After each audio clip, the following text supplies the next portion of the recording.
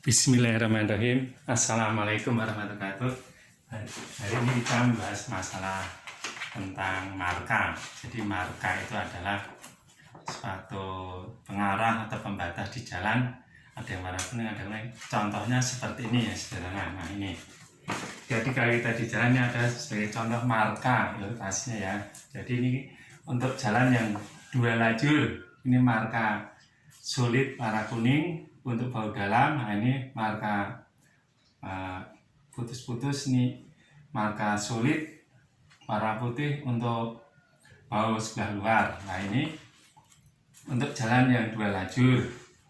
Jadi dua lajur kan ini marka kuning. Nah ini lebarnya sekitar 15 cm, tebalnya 3 mili. Ini panjangnya 5 meter, terus sela-selanya ini 8 meter. Ini lebarnya juga 15 cm, tebalnya 3 mili. Ini lebarnya 15 cm, tebalnya 3 mili. Jadi untuk lebih jelasnya maka akan saya gambar di papan tulis. Nih. Jadi misalkan ada jalan, nih ya. Misalnya anggap ini, ini untuk 3 lajur aja. Nah, ini. Makanya ini 3 lajur.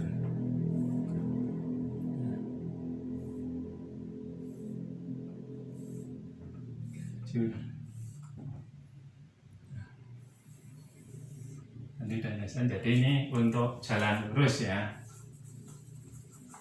lurus 3 lajur. Nah, jadi tadi kan ini arah lalu lintasnya ke sana, ke sana. Nah, jadi ini kita anggap ini apa? Satu, lajur 1, lajur 2, lajur 3. Nah, terus tadi ini kenapa ini baut luar? Nah, baut luar nih, ini baut dalam. Nah, jadi ini tadi kita jelaskan lebar ini baut luar ya, baut dalam. Nah, baut dalam jadi dia ini markanya warna kuning ya, ini warna kuning, warna kuning solid, tidak susah memanjang. Nah ini warna putih, ini juga putih, putih memanjang ya. Jadi ini kalau kita gambarkan secara crossnya begini.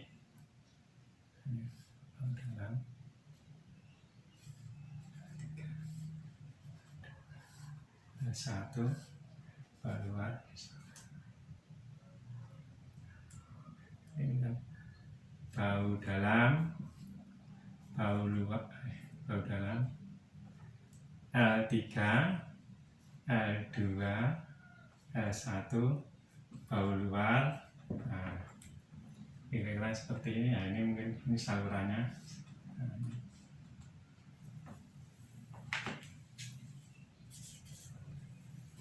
ini salurannya. Nah ini kira-kira kalau dipotong ini ya.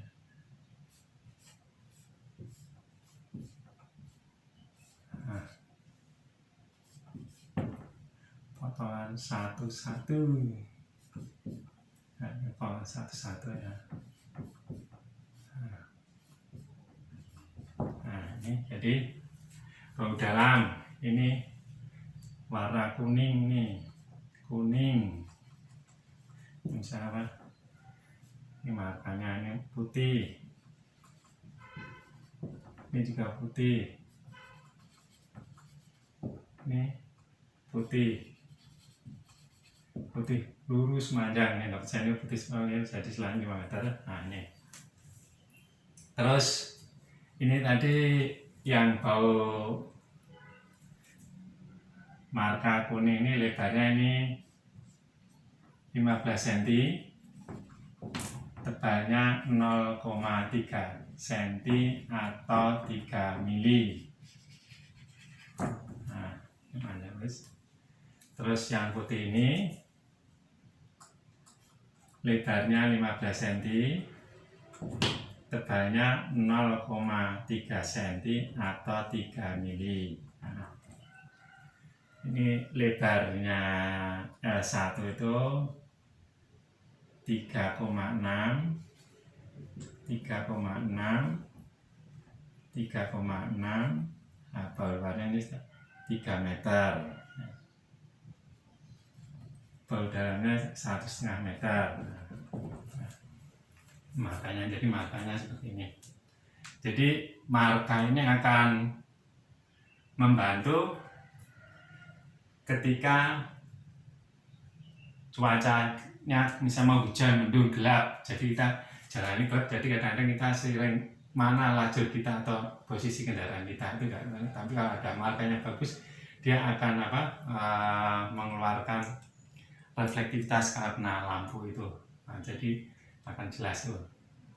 Terus ini marka ini pada jalan itu agak ini marka apa, terus membujur ya. Terus nanti ada juga marka yang bentuknya seperti ini. Nah, ini jalan, nah ini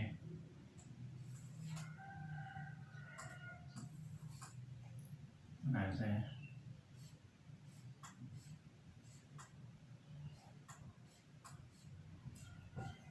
ini jalan ini kan teman, ini apa yang bentuknya serong. Nah, ini ada marka serong.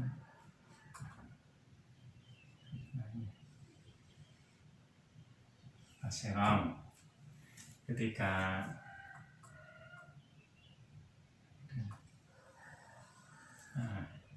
harus ada ke sana. Sekarang di tahun yang 3, 2, 1 ini berjalan nih. Ada juga marka yang apa, membujur, misalnya ini jalan nih, membujur ini. Sini ada gerbang tol tuh. Nah, ini ada gerbang tol ini.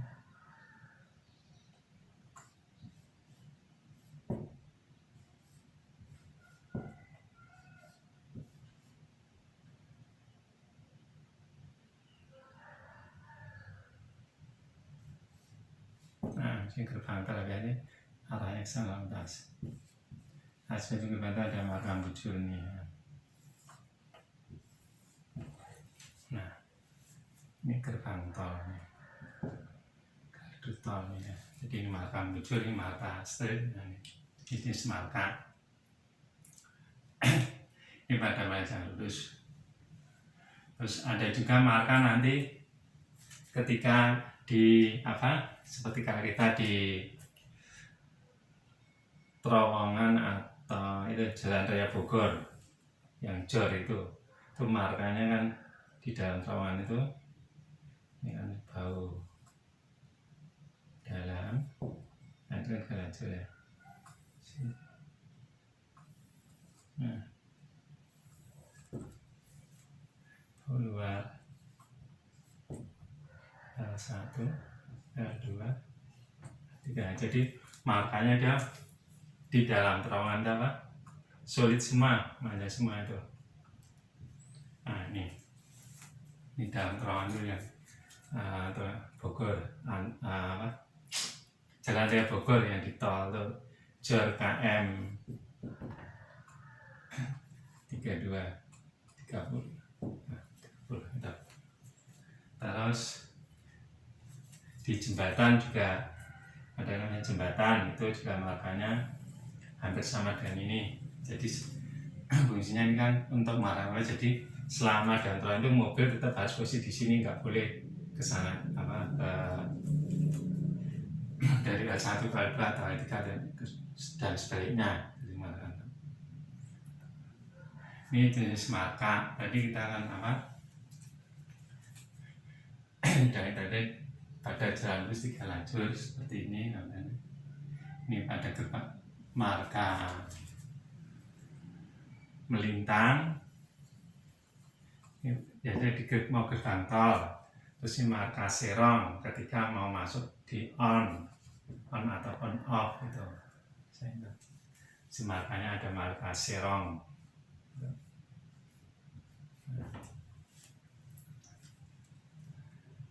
Terus yang diperlukan adalah marka. Jadi kita sekarang masuki pelaksanaan pekerjaan marka. Jadi marka itu sebelumnya kan ada satu materialnya, lahannya,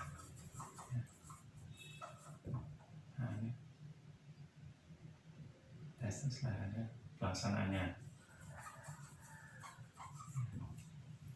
Jadi materialnya marka kan ada dari satu, ada termo, sisnya tepung, sama ini glass bead.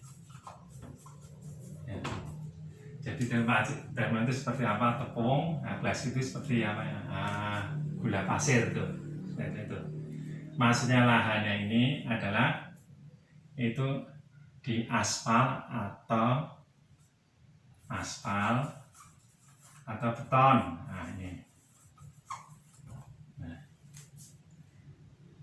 Pelaksanaannya karena akan beda aspal sama beton.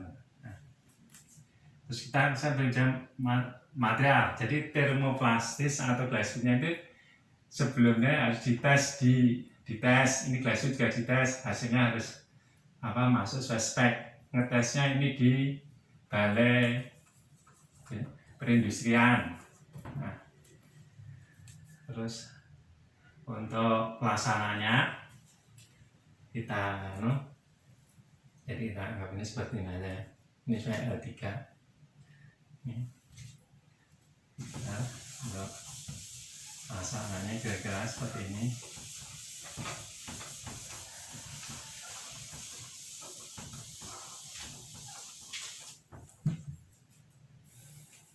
Misalnya jalannya.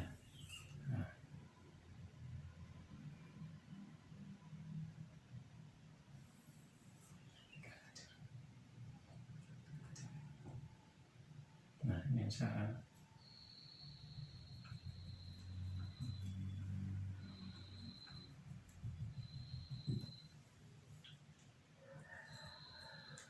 jadi misalnya jalan begini ya, 3 lajur. Nah, lebar biasanya sebelum dimarka ini kita tekan misalkan ini kan tadi sebutkan bentuknya aspal. Nah, aspal itu kalau memang dari aspal itu kayak menunggu sekitar 2 minggu atau sekitar 14 hari. Kenapa? Karena kalau aspal masih baru, itu aspalnya sifatnya masih berubah-ubah bentuknya. Jadi misalkan kita sering melihat di lapangan tuh keadaannya marka nih ya. Nah itu marka itu kan harusnya kan begini bentuknya ya. Nah misalkan kan, nah kotak begini ya. Nah ternyata bentuknya begini, kotaknya itu seperti ini.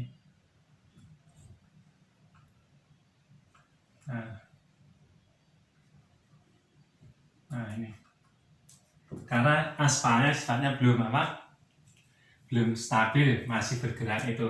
Jadi kan setelah 2 mingguan. Jadi kalau orang kelasnya aspalnya masih hidup, belum mati. Nah itu aspal harus 2 minggu. Terus kalau beton nggak masalah, beton harus ya. Jadi biasanya sebelum kita aspal jalannya seperti ini ya, kondisi jalan sudah lebar jalan ini.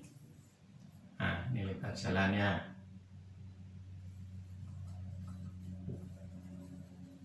Nah, kita tentukan bahwa ini nanti untuk bau dalam, bau luar. ini terus. Nah ini. Nah, biasanya kita marking seperti tadi kita kan, misalkan tadi apa, dari cross jalan seperti ini. Nah ini kan bahu dalam lebar. Nah ini misalkan nih bahu dalam 1,5 meter, L3 3,6, L2 3,6, L1 3,6, bahu luar 3 meter ya. Nah, jadi nanti jalan ini bentuk ini, cross ini kita plot di lapangan. Jadi misalnya ini bahu luar ya, tadi kita tanda ini. Nah ini kan, nah, ini nanti sini ditanda misalnya bahu luar, biasanya ditanda ini di sama itu apa, dipakai apa itu pesawat. Jadi setelah misalnya bahu luar posisi di sini ini ya. Nah ini posisi luar nih.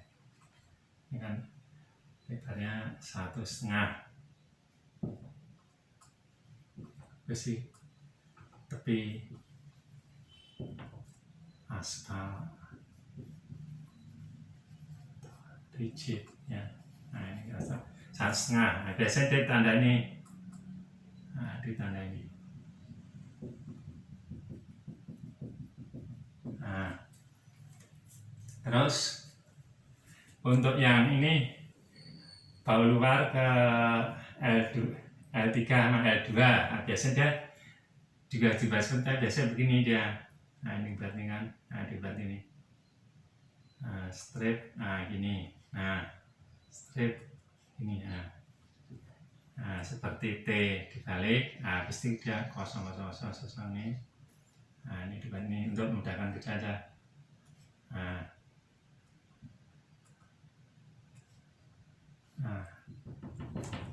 dengan juga ini.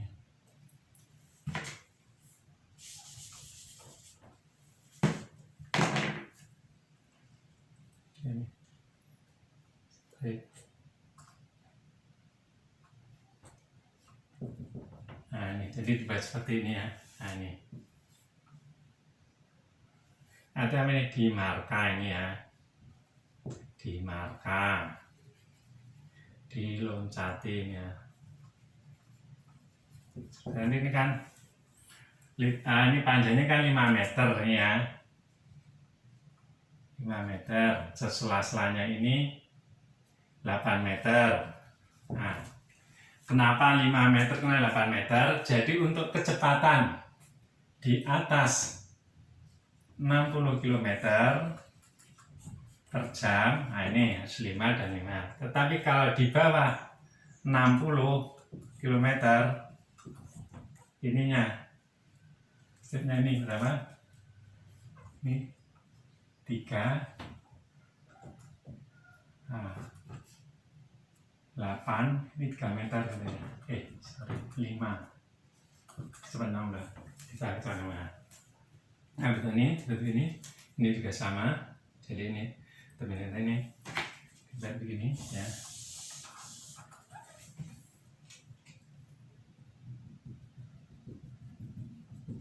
Nah, semacam struktur itu, nah ini. Jadi biasanya di lapangan tanda seperti ini, seperti bentuk T, ini T, ini T. Jadi alatnya itu bergerak dari sini nih di marka, ini di stop. Kosong, marka, kosong, marka, kosong. Nah, kalau yang untuk bahu luar itu kan apa, sulit ya, ini udah lurus aja, nggak berhenti. Nah ya kan ini. Terus tadi tentang sebenarnya lahannya. Terus kalau biasanya ini aspal kan tadi nunggu 2 minggu untuk aspal itu. Kalau rigid itu biasanya apa, diberi ini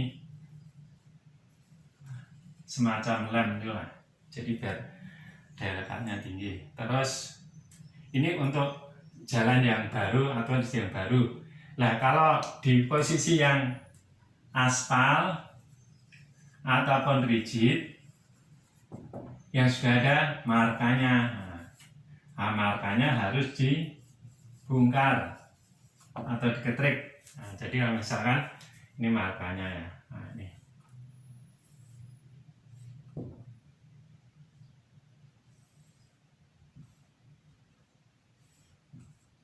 Nah ini kan ya, 15 cm, ini 3 mili 5 meter. Nah, ini dia mah diketik pakai pahat atau apa itu, jadi harus lepas nih ya. Ini misalnya mau diketiknya harus dipahat agar nanti nempelnya bagus, tidak bisa langsung marka yang sudah lama langsung ditimpa, itu nggak bisa, harus diketik, dibersihkan dulu. Nah, terus ini juga apa, lahannya, maksudnya lahannya itu adalah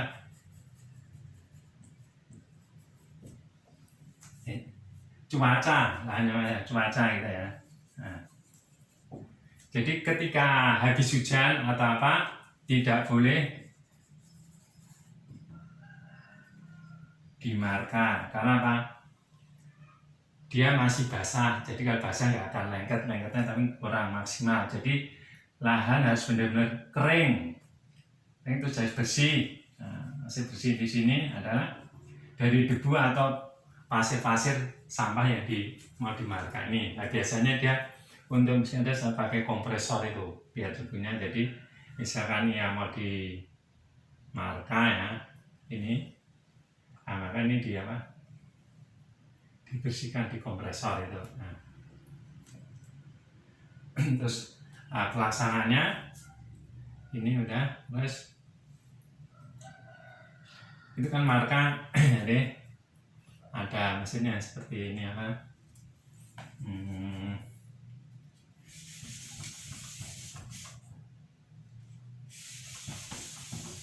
gerobak atau mobil itu. Jadi itu kan ada yang alatnya seperti ini kira-kira gerobaknya. Nah, ini ada semacam ini.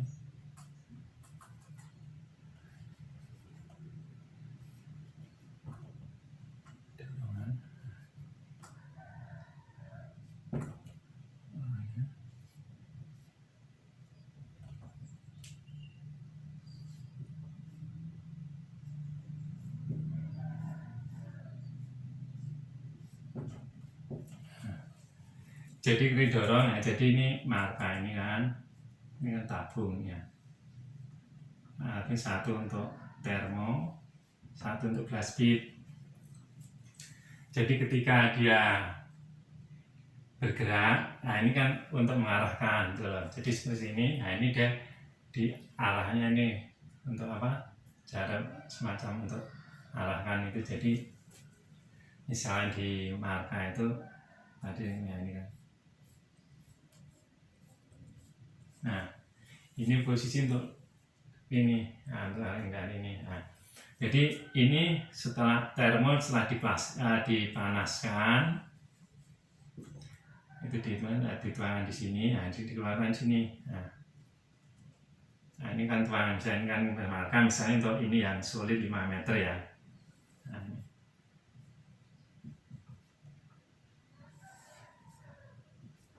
ini 8 meter, 5 meter. Nah, posisi ini, posisi di sini ya. Nah, ini dijalankan itu kan. 5 meter. Nah, nanti setelah sampai sini nih ditutup. Nah, sampai sini lagi buka lagi. Nah, jadi ketika ini keluar ya kan, diikuti sama belakang glass bead ya kan. Jadi glass bead ini fungsinya tadi kan untuk apa? Ketika malam ataupun cuaca gelap mau hujan, nah itu marka yang bagus ketika akan memantulkan tuh. Jadi kelihatan tuh bacaannya. Jadi glass bead ini per meternya itu terus minimal 450 gram. Nah ini. Jadi ketika nah, jadi ini pelaksanaannya begitu ini berjalan ya, di sini diarahkan pakai ini. Nah ini dibuka sampai sini ya, sampai tutup dan buka tutup lah ini. Jadi catnya dikeluarkan dulu baru glass beadnya. Jadi menghitung per meternya bagaimana? Nah, misalkan nih tadi kan ini panjangnya 5 meter ya. meter, tebal 15 cm. Nah, ini kan kalau satu kan baru 0,5 kali ini kan baru 0,75 meter. Paling mati 6 meter persegi. Jadi untuk ya 5 meter, untuk 1 meter persegi otomatis sekitar 6,6 meter panjang. Jadi ini 5 meter, sini tambah 1,6. Nah, ini sudah volumenya sudah 1 meter persegi. Nah, tinggal kontrol aja belasnya berapa. Oke. Nah, ketika pelaksananya ini kan marka itu kan ya begitu dicat marka ini harus dilindungi, yaitu agak dilindungi dari roda mobil biar terinjak, harus dipasang apa ini rambu apa ini rubber cone sebelum apa. Jadi untuk apa masih markanya belum kering, kalau udah kering sih nggak masalah itu. Karena kalau belum kering ketika diinjak rodanya kotor apa dia langsung hanya kotor masuk ke dalam campurannya itu. Terus ini pelaksanaannya. Terus apa yang dites setelah pelaksananya, yaitu ketebalan, ya, ketebalan panjang lebar. Jadi ini kalau panjang 5 meter udah pakai meteran itu, ya, 5 cm juga. Nah, untuk ketebalan itu kita pakai ini slit mark, ya. Nah, ini alatnya seperti ini kayaknya.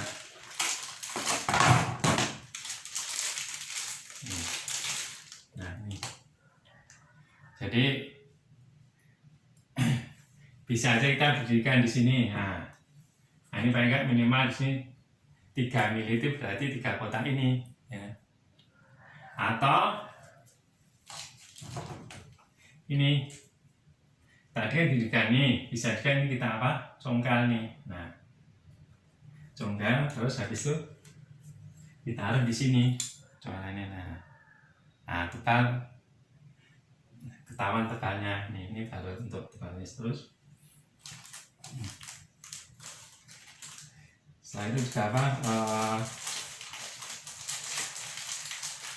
reflektivitas, ya ini reflektivitas. Jadi reflektivitas itu tadi pantulan lah itu loh. Jadi ketika roda malam itu akan memantulkan lah. Reflektivitas itu untuk yang warna putih ini reflektivitas itu ya, reflektivitas refleks putih 300. Nah, untuk yang kuning 175. Nah, karena alatnya, jadi alatnya itu semacam inilah alatnya itu. Nah, ini